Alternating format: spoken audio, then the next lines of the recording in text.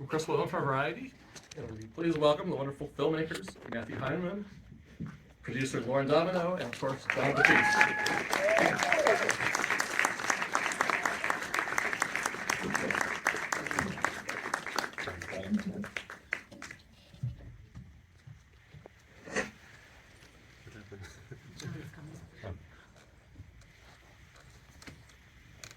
I know some of you may be recovering a little bit emotionally after that, so we'll ease into things with. First, I'm wondering some of the connections between the three of you. And I know that Jon worked on some music on your film a few years ago that was during the COVID era. And I'm guessing there might be a New Orleans connection in here somewhere. Yeah, first of all, thank you all for coming. So, we have Jon here.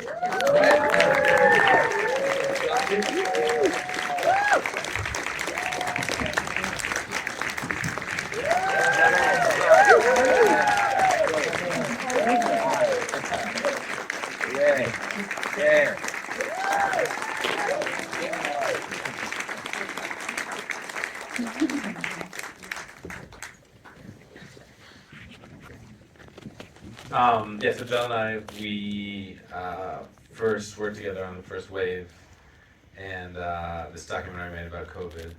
And right afterwards, we were having dinner, and he's telling me about American Symphony and his residency at Carnegie Hall. And we both sort of turned to each other and were like, yeah, we should probably document this.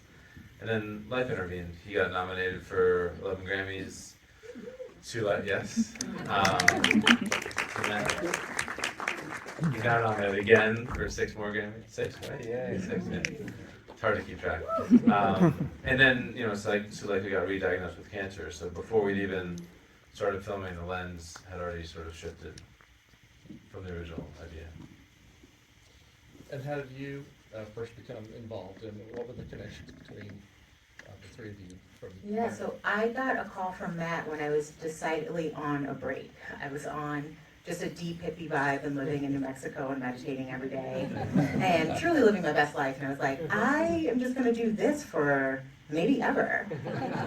And then Matt called and he was like, hey, I'm working on this project. And while I was there, I was meditating a lot around ancestral legacy and lineage and life purpose.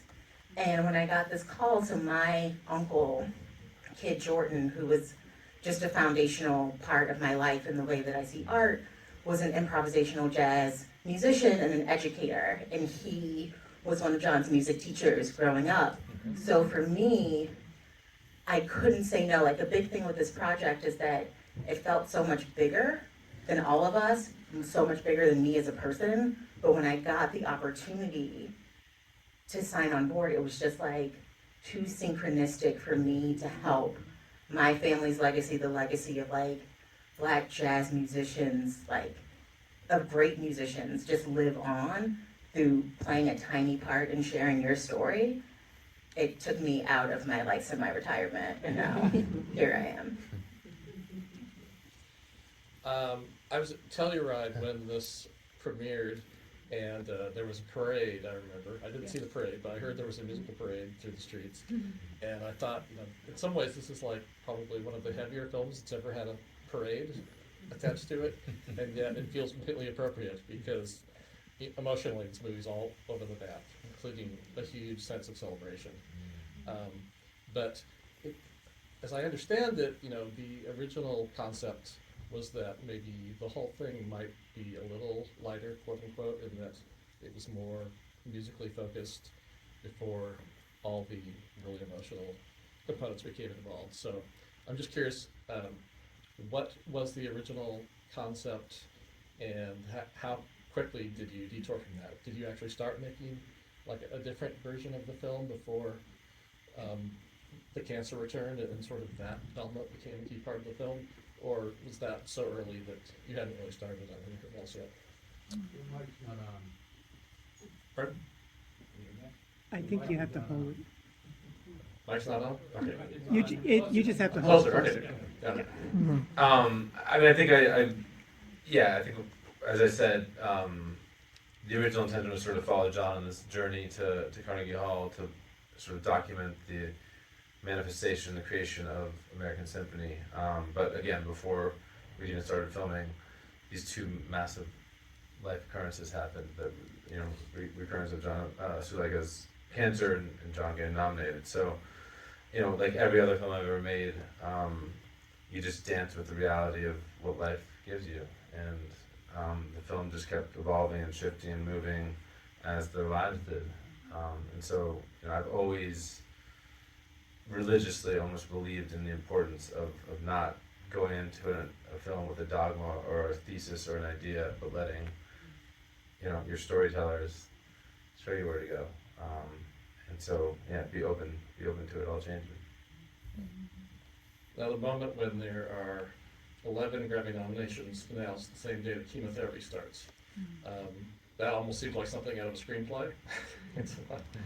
It would almost be like too ironic juxtaposition if you were actually writing a script. So you're not happy that happens, but you must realize as a filmmaker that that there's like a path here. We're starting to see the blueprint of how fate is writing this film for us. Yeah, I mean, obviously,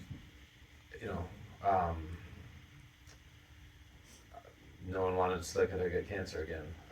That's obvious. But I think making a film like this is all about trust. It's all about rapport. It's all about making them feel comfortable to be themselves. And, at first Suleika wasn't on board to be filmed. She was very reticent about being the sort of sick counterpoint to Jon's success. And so, it took a lot of conversations and dialogue to make her feel comfortable with Jon as well, obviously, to make them both feel comfortable and Suleika feel comfortable, to allow cameras to even start rolling with her. So it took some time to get to that place. And I mean, no human being rationally would want a camera in front of you as you're undergoing a life or death situation, at your most vulnerable point. And so, there's constant dialogue. I think this film, more than any other film I've made, is a really much more participatory and open conversations about the process and about my intentions as we went along. And you mentioned faith, and I think, Matt shot every day for about 7 to 8 months. Matt, Tony Hartman, and Thor, our DP. So we had like 1,500 hours of footage. And, there are multiple stories that we could have told. I know everyone is like, you can make so many films with all the footage we have, but we legit could have told so many different stories. And a big thing for us in the process was to let it move us and open us and listen to the footage and the story that wanted to be told. So faith was a big part of it, of just like, okay, how are we allowing this footage to move us, open us, and change us? And in that process, the story just like naturally floated to the top of exactly how it was supposed to be.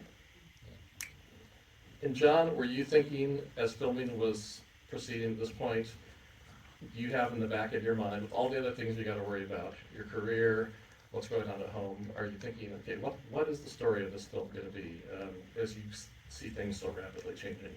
Or do you just have to put that out of your mind and let the cameras do what they're going to do? Hello. Yeah. The story is what's happening to us in life. And you can't know what the film is going to be when the camera is such a part of our life for so long. So you can't think about what the story is going to be. Ultimately, you have to do this magic trick almost of making everything integrated to be about one thing, and pour all of yourself into that one thing. So the concerts and being on set and the travel and being the caregiver and making the film and composing the symphony, all is just feeding the one thing. And that's ultimately what I've I've preached and aspired to for many years, which is the synthesis and genre and breaking down barriers, and art is life, is art is life, is art is life. But this film became the real test of whether or not that's something that I'm capable of and can live up to as a human being, then as an artist. And then the fact that we were filming and making a film, that's just, you trust. You know, that's what this man right here, that's what he does. So we had a lot of conversations and they evolved, and even in the film you hear a lot of Matt and I having these 3 a.m. conversations at the end of 14, 15-hour days, and I'm laying in the bed and the voiceover you hear is literally us talking, you just don't hear Matt's part. Or me talking to my therapist, or me talking to someone and Matt has the mic capturing it all. So literally in real time we're processing things. So I believe that based on knowing his heart and seeing his work and knowing Matt is a dedicated craftsman and an incredible team with Lauren and everyone in the edit room, I'm just giving feedback, I'm processing it in real time, and they have to figure out how to braid all of that together into a narrative. But my feedback and Suleika's feedback was very clear, and it was very open and direct, and we had something that everything we cared about was on the table from the beginning. And I'm glad I don't have to do the job at the end of the day of making a decision on what stays. And I wasn't focused on it. Yeah, it's interesting what you said. I hadn't really thought about it this way until now, but what you said about you're all about breaking down genre, and this film sort of breaks down genre in terms of what type of documentary is it? Is it a music documentary? Is it a performance-based process documentary? Is it a documentary about illness and struggle against adversity behind the scenes? And you know, you're walking a fine line between all those, because I think it's all those things. And you didn't settle in on just one thing. And so I think, you know, if for the audience for this, it's easy to imagine that it's really going to touch people who are dealing with illness in their families or dealing with it themselves. And there's also aspects of it where I can see it being really inspirational for music educators and students and people who are thinking about how to get into Juilliard and whether people will think they're crazy if they get there when they play the wrong instrument and all those things.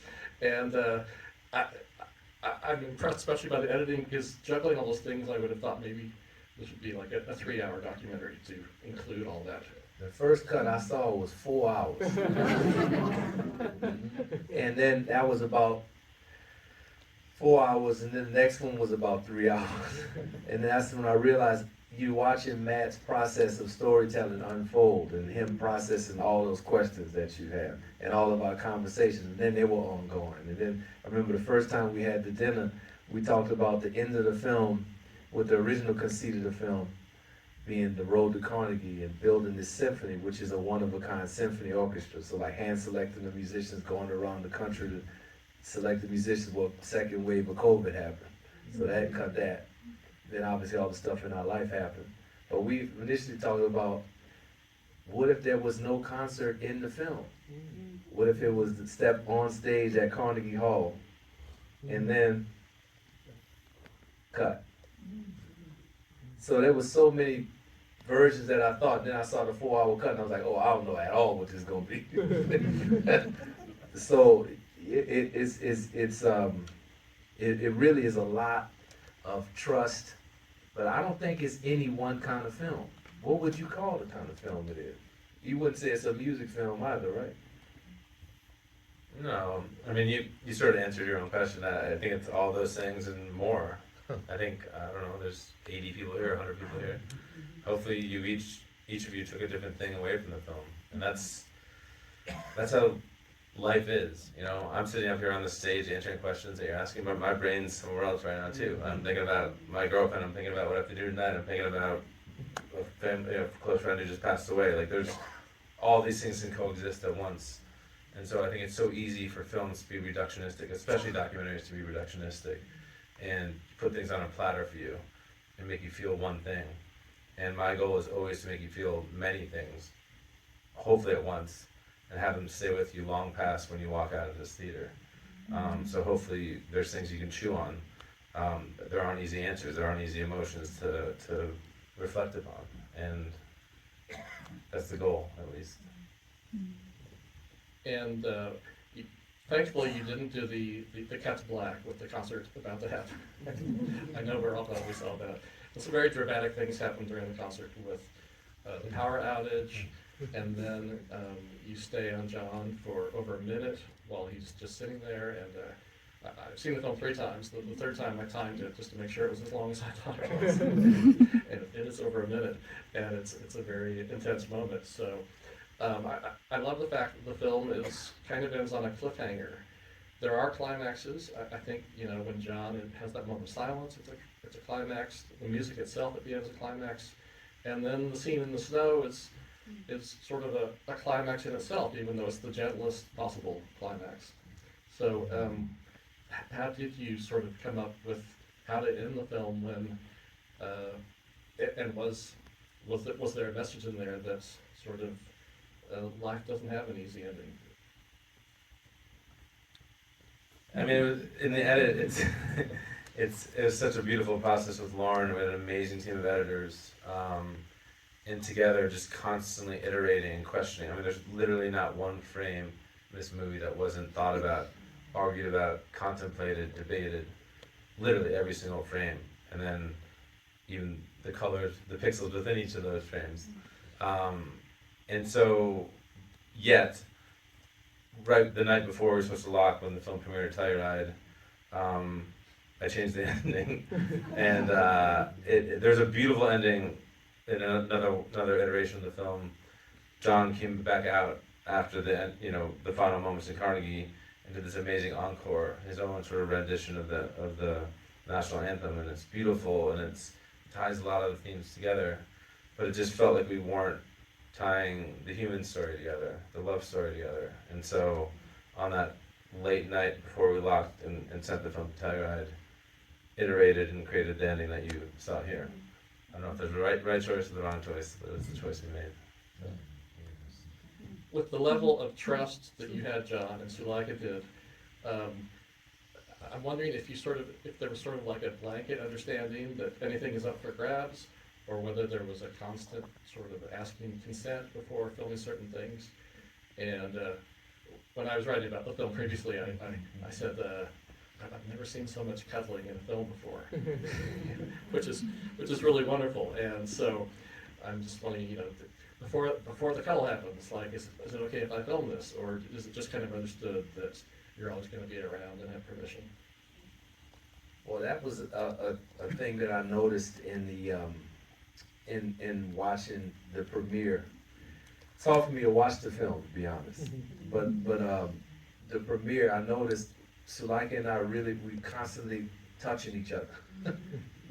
we have, which I think is a sign of how much we trusted the team. I think there was a moment, as we said, you know, we had these conversations throughout the course of the film, and which built trust. But I think that there was a moment that I realized, oh, it's like a band, and we're improvising, and there's a dance, and everybody has a role, and like a band, like there's a role for each instrument. And Matt, you and the team, y'all are pushing for truth and access. And you're pushing for truth and access, and you know, I said this before about the way that you can use the camera to create. It's almost like a moment is created by intention that you set, or you see a moment happening and you know how to sit in that moment. So that's something that we realize. Okay, pushing for truth and access, we want to have our best and most true representation, but also we want to live a life and it's evolving in real time, and certain moments don't feel comfortable to have the camera, so there's a natural tension there. So then you have to root yourself in a bigger why. Well, I know for Suleika, sick narratives, people who are sick and going through it, is oftentimes told in retrospect, like the hero's journey. Or it's told in a way where you're reflecting on your experience and you're not in it, we're in it. She didn't know if she was going to be able to watch the film. She didn't know if she would be here. So that was a commitment to a greater why. For me, the commitment that made that tension better was she wanted to do it and was bought into it and has a history of telling her story in that way. And for me, being a public figure and a celebrity, you think about this loneliness epidemic we're in. And how people oftentimes see the highlight reel, but they don't see you going through the human condition. It's almost like you're exempt from the human condition. And it has an unintentional alienation effect. Well, we have opportunity, especially with something like this, to create art that actually brings people to a space of knowing that they're not alone in suffering and in triumph. And that's a beautiful thing to commit to, being open to that and trusting that that would be shepherded in the right way. That trust and that intention would be carried into the filmmaking process. So that's what happened, I believe. And that's why I'm happy with it, even though it's hard for me to watch it. Because to relive it is, a lot. But that's the answer. It's a push and a pull. It's like, it would be wrong if it didn't feel like it was intrusive at certain moments of time. Because then he would be kind of playing with kid gloves with us. And in certain moments, if we didn't give access, we wouldn't be true to the value of what we set out to do in the first place. I think it's really.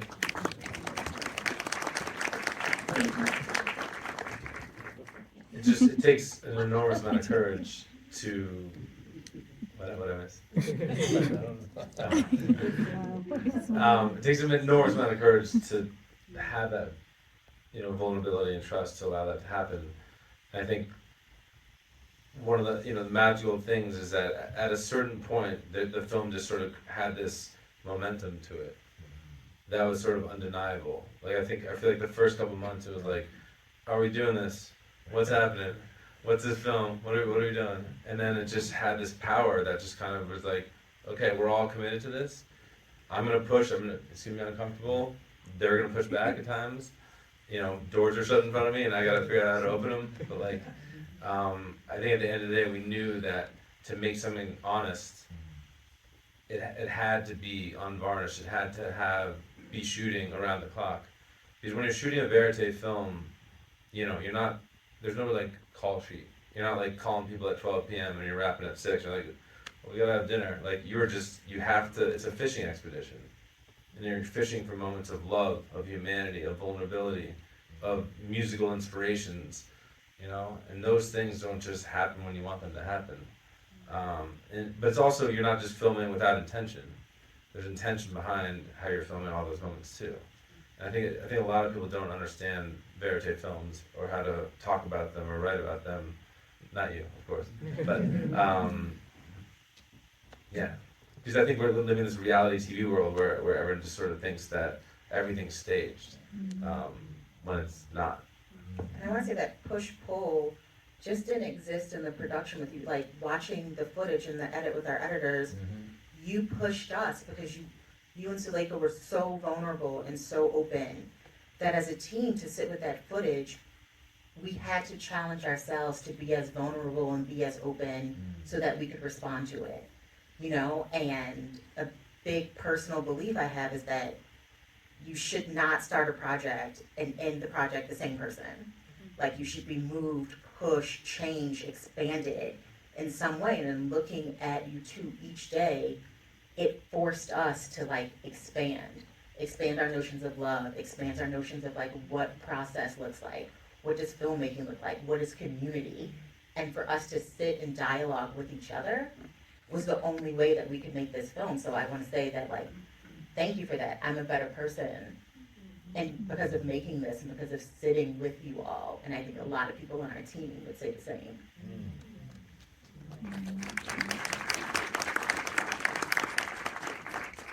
And John, for your part, you do have scenes where you're doing phone therapy and you're not feeling your best at that moment.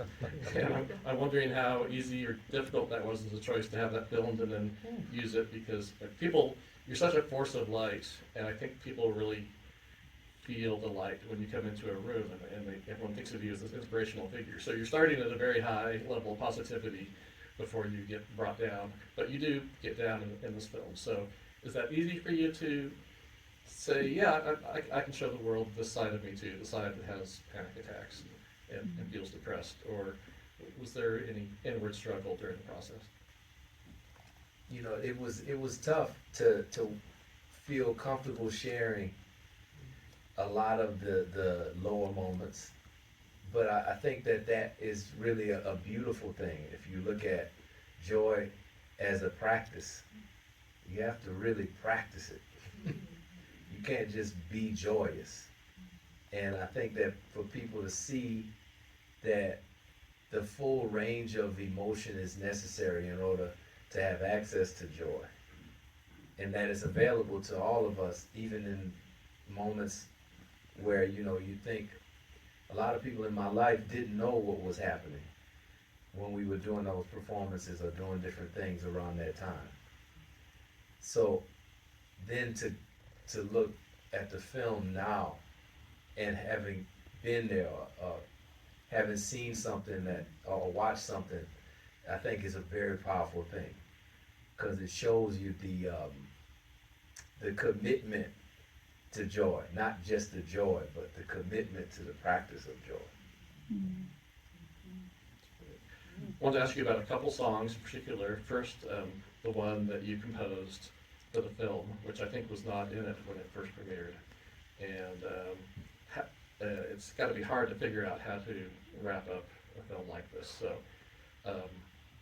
and I think you had a piece of music that you had already started on, and then maybe Dan Wilson sort of helped you bring it across the finish line, if I'm remembering right.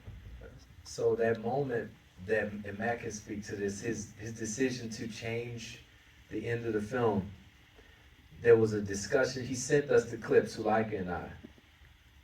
This is before we left for Telluride. The plane was in the next morning. And we talked about his decision. We didn't really understand it. But of course, you know, it's Matt's film. But we were talking about it, and at one point we discussed, the piece at the end, what if there was a song that more aligned with this new this kind of almost conclusive moment, but it's not really conclusive, but this conclusion. What if there was a sonic counterpart to that? And I had a song that started as a lullaby for Suleika when she was in the hospital. As she would paint, I would write these lullabies. And then at one point, the idea of putting the song in, so I went back to that. And Dan Wilson is like, he's my song therapist. We have another song that started in a similar way as a lullaby to Suleika. And I sit with him and we would talk. We talked for like 3 hours before even going into the song. We showing him the song. And he was telling me about a situation he has in his life, similar family member going through a gray area, not knowing the medical situation would turn out a certain way. Talked about all of these experiences and the visceral emotion of that, and expressing that, and then all of a sudden it just went into, let me show you the song. And he was kind of like, oh yeah, you saying it. Oh yeah, well what if you said it more like, oh yeah, well, no, now you getting to it. And it was just kind of, at the end of the day, that became the song. So I never worked with anybody like that. It's like a song therapist.